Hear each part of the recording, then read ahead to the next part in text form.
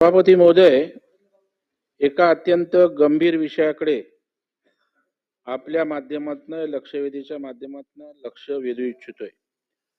मुंबई शहराची साफसफाई करण्याचं काम मुंबईतल्या सामाजिक संस्था त्या ठिकाणी करतात।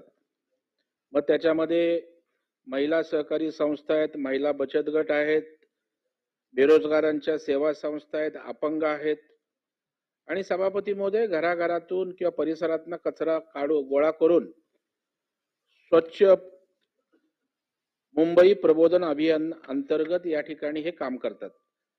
परंतु सभापती महोदय, याच्यामध्ये 2 ते 2.5 हजार अशा प्रकारच्या संस्था आहेत आणि 75,000 स्वच्छता कर्मचारी आहेत।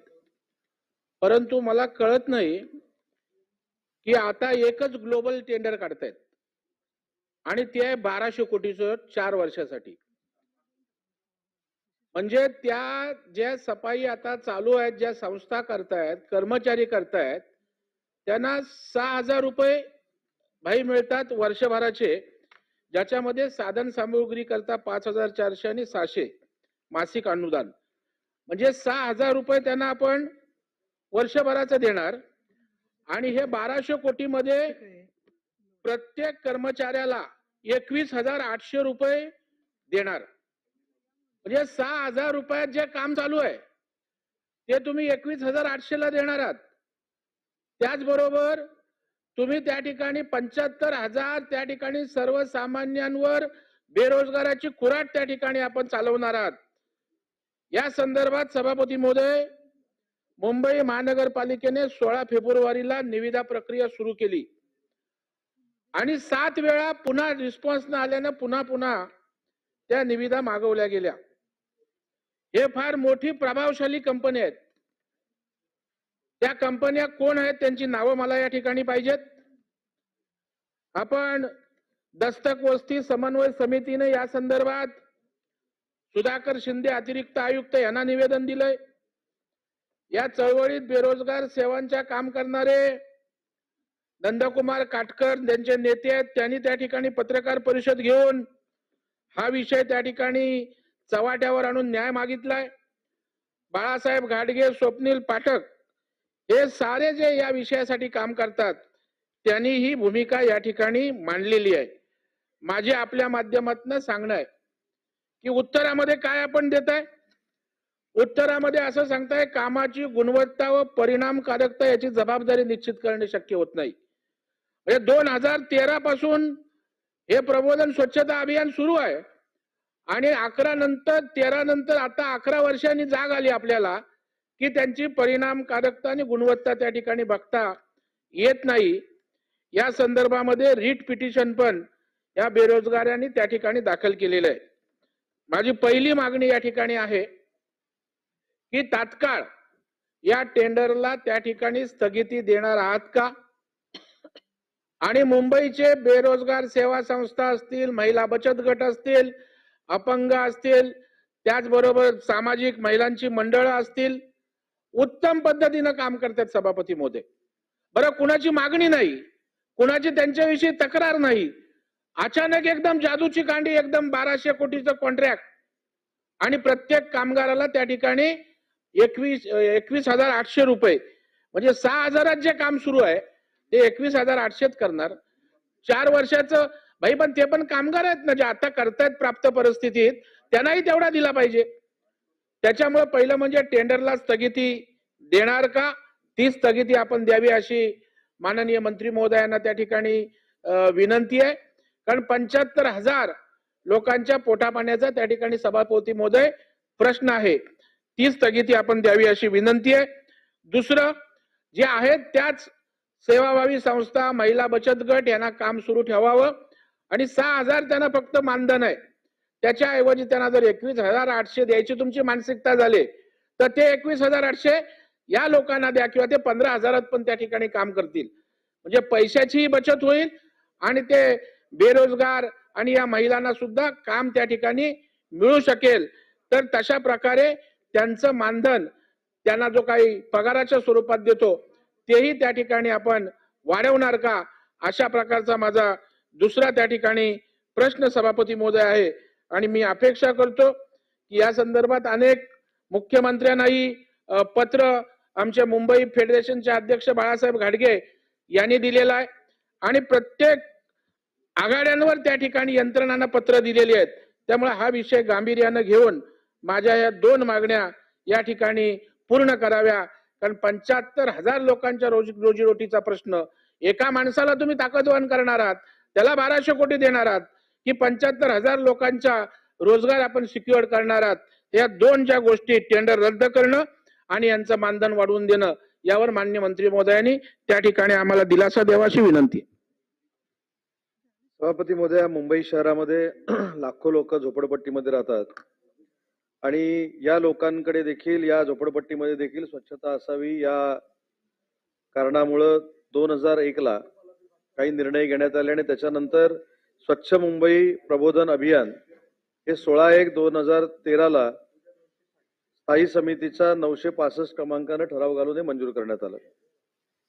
सन्मान्य ज्येष्ठ सदस्य आदरणीय प्रवीणजींनी या ठिकाणी सांगितले की जे कॉन्ट्रॅक्टर याच्यामध्ये सहभागी झालेले आहेत त्यांची नावं आपल्याला पाहिजेत, परंतु निविदा जरी झालेली असली तरी निविदा अजून उघडण्यात आलेली नाहीत.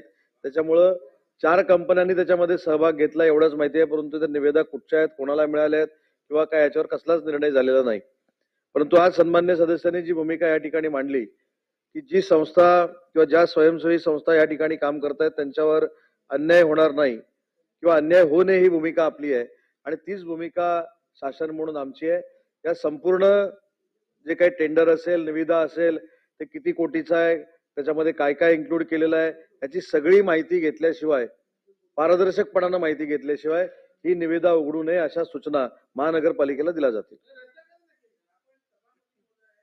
जे काम सुरू आहे, ज्या स्वयंसेवी संस्था, महिला बचत गट, महिला संस्था बेरोजगार करतायत, कुठलीही तक्रार नाही, मग ऑल ऑफ सडन तुम्हाला 1200 कोटीच्या टेंडरची काय आवश्यकता आहे? आपण निविदा तात्काळ रद्द करा आणि मग नंतर निर्णय घ्या ना तुम्ही सभापती महोदय. माझी मंत्री महोदय आपल्या विनंती आहे, हा मुंबईकरांच्या 75,000 लोकांचा विषय आहे, आपण तो गांभीर्याने घ्यावा अशा हात जोडून विनंती आहे माझी. माझं गांभीर्य आणि सगळे मराठी मध्यमवर्गीय कुटुंबातली सगळे गरीब लोक काम करतात, स्वच्छता ते अगदी गल्लीबोळात जाऊन करतायत. मला वाटतं एकाची कुणाची पाठराखण करण्याची आवश्यकता नाही. टेंडर महापालिका काढते, दोष आपल्याला सभापती महोदय लागणार आहे, सरकारला दोष लागणार आहे की तुम्ही एका 1200 कोटीच्या लोकांची त्या ठिकाणी तळी उचलताय, असा आपल्यावर आरोप लागू नये, आपल्याकडे कोणी त्या ठिकाणी संशयानं पाहू नये असं जर वाटत असेल आणि या 75,000 मध्यमवर्गीय मराठी कामगारांना त्या ठिकाणी न्याय मिळण्यासाठी आपण त्या ठिकाणी, माझी आपल्याला कळकळीची विनंती आहे, नंतर तुम्ही कॉल घ्या, बैठका घ्या, कामाचं स्वरूप बघा, विभाजन कसं करायचं, हे बेरोजगारी न होता गुणवत्ता काय वाढवता येईल सगळं घ्या, परंतु आज आपण टेंडरला त्या ठिकाणी स्थगिती द्यावी किंवा रद्द करावं अशी माझी मागणी कळकळीची आपल्याकडे विनंती आहे. उत्तरामध्ये हेच सांगितलं की 75,000 जे मराठी बंधू आणि भगिनी आहेत त्यांच्यावर अन्याय होणार नाही हीच भूमिका शासनाची आहे.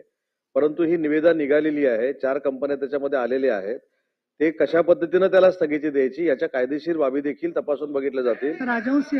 पण एक महत्वाची गोष्ट अशी आहे की जी प्रवीण दरेकर साहेबांनी या ठिकाणी मागणी केली की ज्या स्वयंसेवी संस्था आहेत किंवा त्याच्यामध्ये काम करणारी मराठी मुलं आहेत त्यांच्यावर अन्याय होणार नाही हीच भूमिका शासनाची असेल. नाही दरेकरजी बाकीच्यांना विचारू द्या परत. आदरणीय सभापती महोदया, हे लक्षवेधी याच्यासाठी आहे की जे योजना आली होती दत्तक बस्तीची, दत्तक बस्ती योजना याच्यासाठीच आली होती की मुंबई मध्ये जे मोठे स्लम आहे ते स्लम मध्ये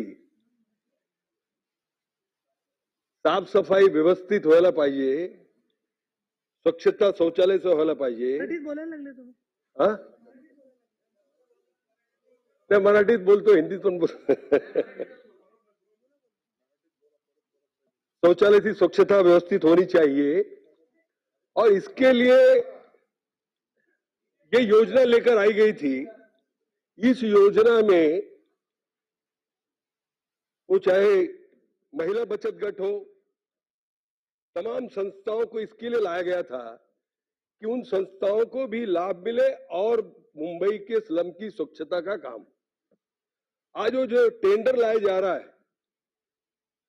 वो टेंडर सीधे 1200 करोड़ का जो लेके आने का काम हो रहा है, वो आदरणीय सदस्य पूछ रहे थे कि कॉन्ट्रैक्टर का नाम क्या है। कॉन्ट्रैक्टर कौन है मुंबई महानगर पालिका में, चाहे सत्ता यहां हो चाहे सत्ता वहां हो, कॉन्ट्रैक्टर कौन रहते ये सबको पता है।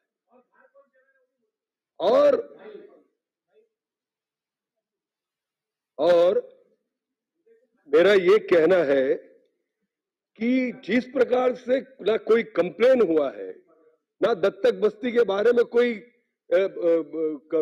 तकरार आई है, सीधे सीधे उनको रोकने का काम मुंबई महानगर पालिका में। जब मैं पहले विरोधी पक्ष नेता था तो मैं कहा करता था, सभापति महोदया, जब नए कमिश्नर आते थे तो नया भिड़ू नया राज आए कि अपनी योजना उन्होंने लागू करना शुरू की। ये किसके फायदे का है? 75,000 मराठी लोकांवर अन्याय होणार आहे याच्यामध्ये।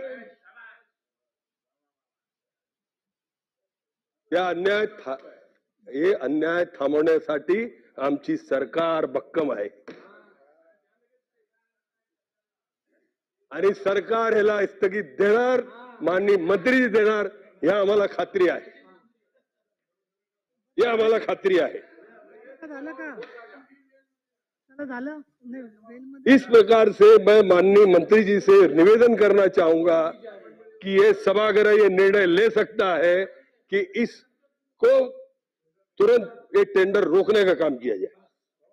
हा, मग एक मिनिट, गिरकर साहेब त्यांचं उत्तर झाल्यावर बोला ना परत तुम्ही, म्हणजे सामंत साहेब बोला. हा, सभापती महोदया, सन्माननीय ज्येष्ठ सदस्य प्रवीण दरेकर साहेबांनी आणि आता सन्मान्य सदस्यांनी देखील भूमिका मांडली की 1200 कोटी रुपयाचं टेंडर काढून जर 75,000 मराठी बांधवांवर आणि भगिनींवर अन्याय होणार असेल तर त्याला तात्काळ स्थगिती दिली जाईल। झालं काय तुम्हाला?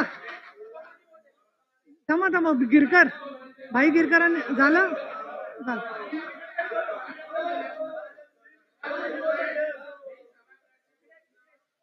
आणि आमचे मंत्री यांचं आभार मानेन, कारण माझा समज होता याला आम्ही किती आरडाओरडा केला, परंतु हे सरकार संवेदनशील आहे, लोकांच्या बाजूचं आहे, हे आदरणीय उदय सामंत साहेबांनी दाखवून दिलंय। सभागृहाच्या वतीनं मी आपला आभार व्यक्त करतो। सगळे बेरोजगार महिला आणि 2,500 संस्था आपल्याला दुआ देतील, आशीर्वाद देतील, अशी मी या ठिकाणी सांगतो। वेगळं काहीतरी बोलू नका, आधीच सांगते. हा. सभापती महोदय, मी मंत्री महोदयांचं अभिनंदन करतो। फक्त आमची एवढीच विनंती आहे, आला पुढे. हा. एवढीच विनंती आहे की अधिवेशन संपल्यानंतर तुम्ही असं बोलू नका की माझ्याकडे काय खाता नाहीये म्हणून। नाही, माझी विनंती अशी यासाठी आहे की दलित वस्ती दत्तक वस्ती योजनेच्या अंतर्गत अत्यंत चांगलं काम ते करतायत, यांनाही माहिती आहे। अनेक पक्षाचे कार्यकर्ते असतील ते काम करतायत, पण पक्ष म्हणून बघत नाही कधी, पण ही संस्था म्हणून घेऊन आपण त्यामध्ये बघण्याचं काम केलं पाहिजे। आज काय झालं, पूर्ण काम ठप्प झालेलं आहे, महानगरपालिकेचे कर्मचारी जाऊ शकत नाही, तिकडे होत नाहीये। तुम्ही ही जी व्यवस्था जी आता म्हणताय त्याला स्थगिती दिल्यानंतर हे पुरवठीत त्यांना काम चालू व्हायला पाहिजे, नाही तर ते बाजूला चालू नाहीये असं व्हायला नको, म्हणून ती तातडीने जी सूचना जायला पाहिजे की स्थगिती, आणि जो काय तुमचा निर्णय होणार आहे कामकाज थांबता कामा नाही। आज पूर्ण रीतीने तिकडे कामकाज ठप्प झालेलं आहे, ही देखील आपण दखल घ्यावी ही विनंती। सभापती महोदया, निवेदीला स्थगिती दिल्यामुळे काम तर चालू ठेवावं लागेल आणि जे काम पूर्वी चालू होतं त्याच पद्धतीनं चालू ठेवलं जाईल। ह्या लक्षवेधी आपल्या संपलेल्या आहेत, परंतु आपलं शासकीय कामकाज आणि त्याच्यामध्ये विधेयकाचं कामकाज हे आपल्या नेहमीच्या कामकाजाचा भाग असतो। तर सन्माननीय